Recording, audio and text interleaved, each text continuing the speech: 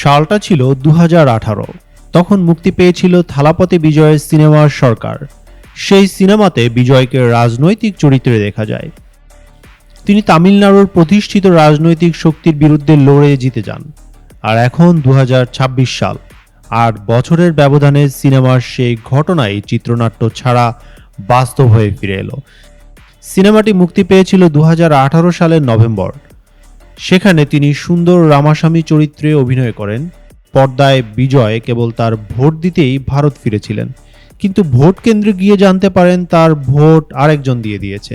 এরপর শুরু হয় প্রায় 2 ঘন্টার গল্প, যেখানে নির্বাচনী জালিয়াতি, রাজনৈতিক দুর্নীতি এবং রাজনৈতিক ব্যবস্থার বিরুদ্ধে লড়াই করেন। তিনি ভোটারদের কেবল হাতিয়ার হিসেবে ব্যবহারের ব্যবস্থা ভেঙে দেন। 8 বছর পর বিজয় বাস্তব রাজনীতিতে ঢুকে পড়েন। একজন অভিনেতা হিসেবে তার জনপ্রিয়তাকে রাজনৈতিক শক্তিতে রূপ দেন। 2024 সালের ফেব্রুয়ারিতে ঘোষণা দেন সিনেমা ছেড়ে তামিলাগা ভ্যাট্রি কাজাগাম টিভিকে নামে একটি নতুন রাজনৈতিক দল গঠন করেছেন। তার পেছনে কোনো বড় রাজনৈতিক দলের সমর্থন ছিল না, কোনো রাজনৈতিক পারিবারিক পরিচয় ছিল না, এমনকি বহু বছর ধরে রাজ্যে ক্ষমতায় থাকা ডিএমকে বা এআইএডিএমকের সঙ্গেও কোনো জোট ছিল না।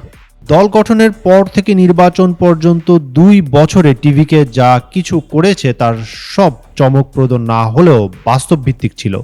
বিক্রাভান্ডিতে বিশাল জনসমাগমে দলীয় সম্মেলন করা এবং এমন একটি ইশতেহার তৈরি করা, তার ইশতেহার ছিল অবহেলিত মানুষদের জন্য। বিজয়ের লক্ষ্য ছিল নারী, শিক্ষার্থী, নতুন ভোটার ও দিনমজুররা।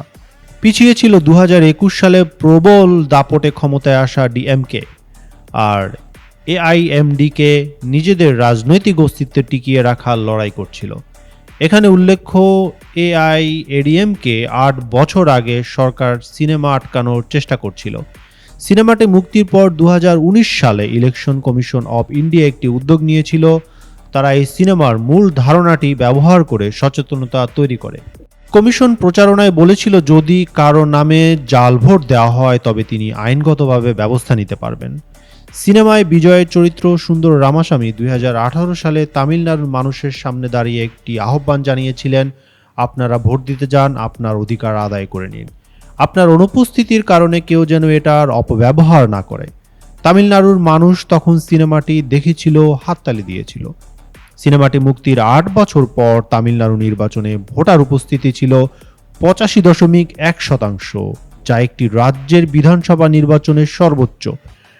রাজ্যটির 38 জেলায় মোট 32টি 80%-এর বেশি ভোট পড়েছে। কিছু আসনে হার 90%-এরও বেশি ছিল। আসাদুজ্জামান, victorynews24.com।